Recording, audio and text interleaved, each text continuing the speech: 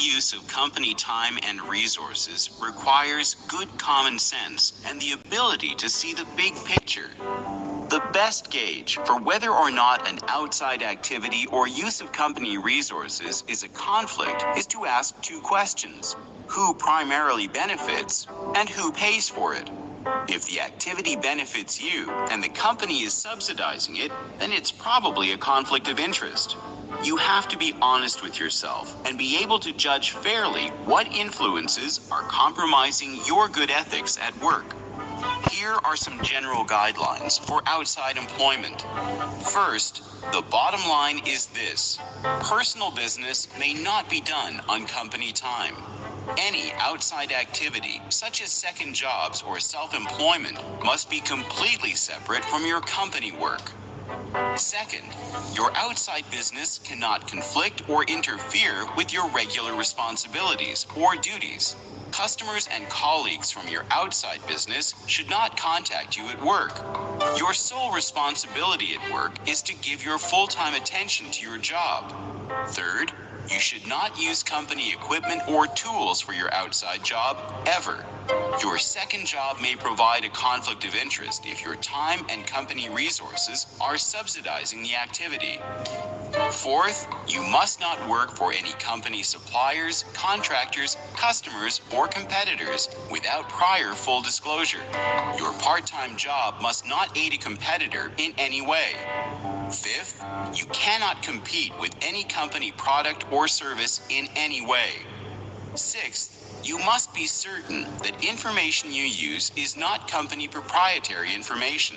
Do not use any confidential or inside information for your second job. Due to very serious possible consequences, you are not permitted to work for or act as a consultant for company competitors or suppliers. You should not accept any compensation from any competitor or supplier without written approval from the company.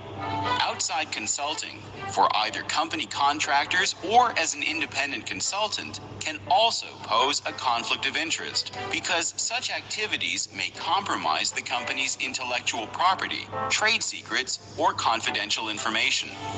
Outside consulting can also pose a conflict of interest because it can put the employee in the position of directly competing with the company. If a competitor, supplier, vendor, contractor, or customer asks you to do any work or consulting, you should notify your ethics office, HR manager, or company legal counsel immediately. Keep in mind that if you use the services or products offered by company suppliers or contractors for personal business, you are expected to pay market value for services and materials provided.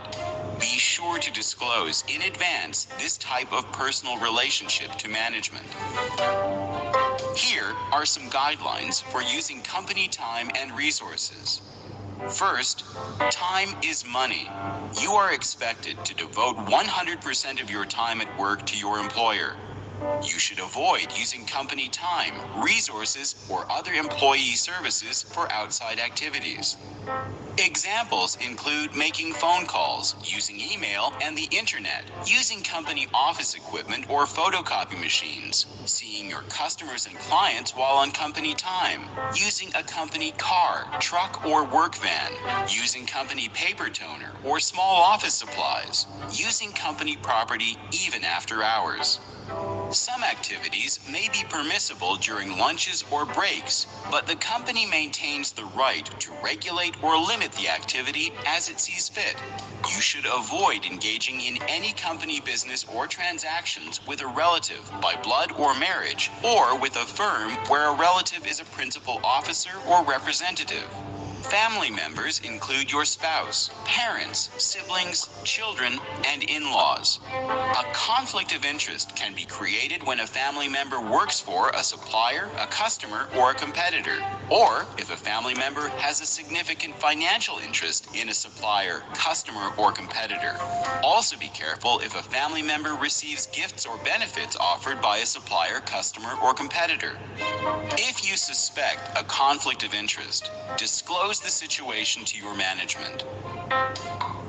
When it comes to financial conflicts of interest, your investments in competitors, vendors, or suppliers may pose a conflict if you are not careful. This is known as having a significant financial interest. If you or any of your family members own more than a certain percentage of a supplier or competitor, it may pose a significant financial conflict because you may personally benefit from any business with them. Although the dollar amount is quite high for most people and is usually a problem for owners or executives, you should be aware of what the limits are and where you stand with regard to your investments and relationships.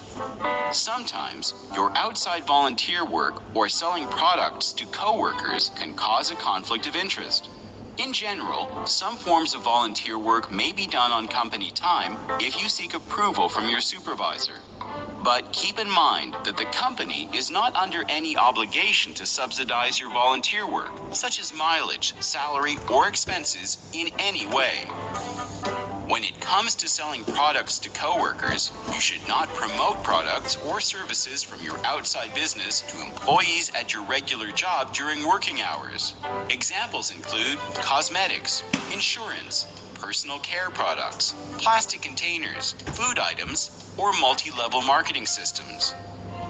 You should not use company mail, bulletin boards, or computers to promote your services to employees.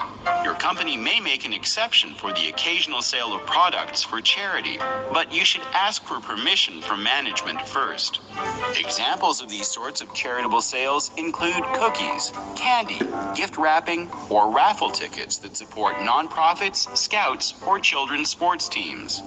Remember, if you sell products for charity in your workplace, purchasing must be voluntary, and no one should ever feel pressured to purchase a product.